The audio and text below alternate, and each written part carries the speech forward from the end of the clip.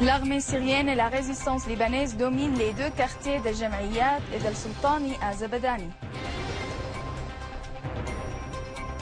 Des terroristes capturés par l'armée avouent avoir été formés en Turquie. Zarif affirme que les négociateurs sur le nucléaire iranien œuvrent à parvenir à l'accord global dans les 2 prochains jours.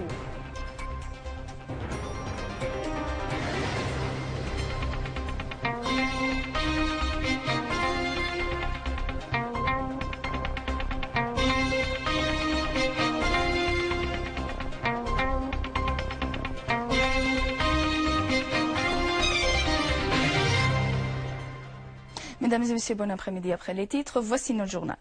À Zabadani, des unités de l'armée arabe syrienne en collaboration avec la résistance libanaise ont pris le contrôle des 2 quartiers, Al-Jamaïat et Al-Sultani, dans la banlieue de Damas. Une source militaire a indiqué que l'armée de l'air a détruit une voiture blindée et une autre dotée de mitrailleuses. Des terroristes de nationalité étrangère ont été également tués et d'autres ont été blessés dans cette opération. Dans la banlieue de Daraa, des unités de l'armée ont détruit 4 camions frigorifiques chargés d'armes et de munitions des groupes terroristes sur la route Tafas-Mzere. Des dizaines de terroristes ont été tués et d'autres ont été blessés dans des opérations de l'armée dans le village El-Naïma. Un véhicule blindé transportant des terroristes a été visé aux alentours du village. Dans la banlieue de Soueda, de grands nombres de terroristes ont été éliminés dans des opérations militaires dans 2 villages. Et à Alep, des unités de l'armée ont visé des regroupements des terroristes takfiristes à Laïramoun, à Atareb, à Amiriya, à Khan Assal et dans l'ancienne ville d'Alep. Des terroristes ont été tués et d'autres ont été blessés dans ces opérations de l'armée. Des terroristes arrêtés par l'armée arabe syrienne à Alep ont avoué à la télévision arabe syrienne avoir subi des entraînements en Turquie.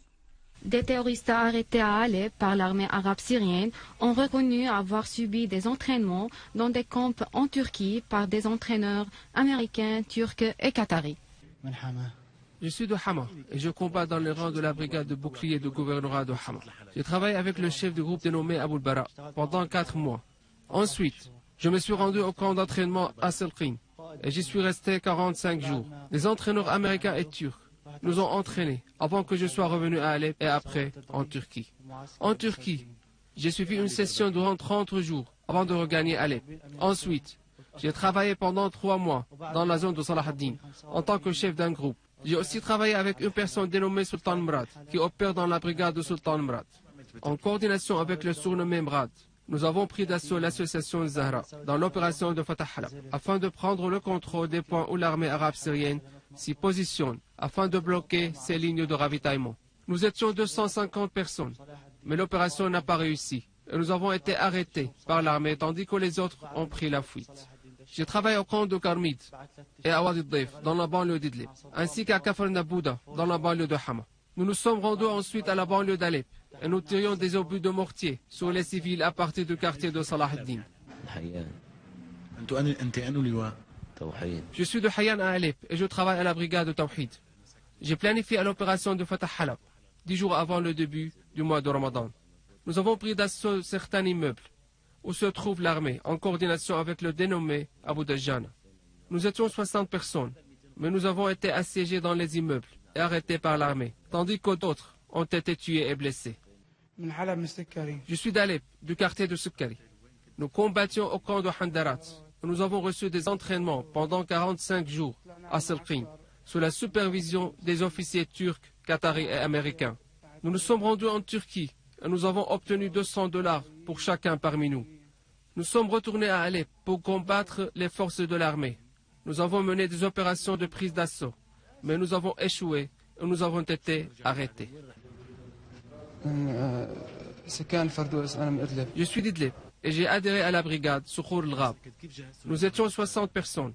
Nous avons tenté de prendre d'assaut l'association de Zahra, mais l'opération a été mise en échec et nous avons été arrêtés.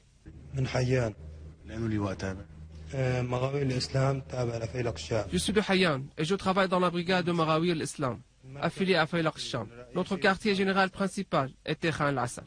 Nous avons été arrêtés après notre entrée dans un immeuble avec une personne dénommée Hakim al-Omar. J'ai pris part à plusieurs opérations dans le quartier de Zahra et de Sina, ainsi que dans la prison centrale. Nous appartenions à de différentes factions quand nous avons pris d'assaut le quartier de Zahra. Je suis de Bustan Zahra et j'ai adhéré à la brigade de Sultan Murad. J'ai résidé pendant 5 mois en Turquie et j'ai touché un salaire de 18 000 livres syriennes. Nous avons attaqué l'association de Zahra et nous étions plus de 50 personnes. Mais nous avons échoué dans l'attaque et nous nous sommes rendus aux éléments de l'armée après notre blessure. Au Yémen, 7 personnes ont été tuées et autres ont été blessées dans un raid saoudien visant un quartier résidentiel dans la ville de Ma'alla à Aden. Une source locale a affirmé que les avions saoudiens avaient visé plusieurs zones dans le gouvernorat d'Aden. Dans la capitale Sanaa, 11 Yéménites ont été blessés dans un bombardement aérien saoudien visant plusieurs quartiers et zones. Un homme et une fille ont été d'ailleurs blessés dans l'explosion d'un engin explosif mis par des terroristes au centre d'un souk dans la ville d'Al-Bayda. Le ministre iranien des Affaires étrangères Mohammad Jawad Zarif a affirmé que toutes les parties de négociation sur le nucléaire entre l'Iran et les 5+1 œuvrent à parvenir à un accord global avant le dernier délai qui s'achève demain. Dans des déclarations faites à Vienne, Zarif a fait état de certains points qui requièrent de solutions, clarifiant que les résultats des négociations ne sont pas connus jusqu'à présent.